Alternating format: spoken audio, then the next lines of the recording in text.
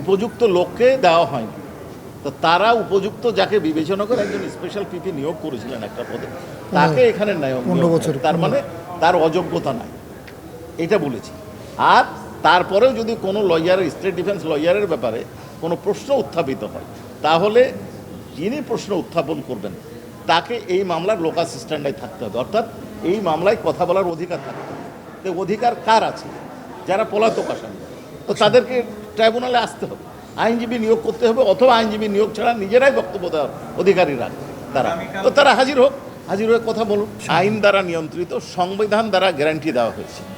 এই আইন দ্বারা এবং সংবিধানের গ্যারান্টি ক্লজ দ্বারা যে ট্রাইব্যুনাল পরিচালিত হচ্ছে, তা কোনোভাবেই কোনো বৈদেশিক ট্রাইব্যুনাল বা সংস্থা বা সরকার কারো দ্বারা নিয়ন্ত্রিত নয়।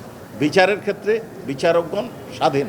ইভেন কোনো প্রসিকিউশনের কোনো বক্তব্য শুনতে তারা মানে প্রেশার বা প্রসিকিউশন যদি বলেন এটা করেন,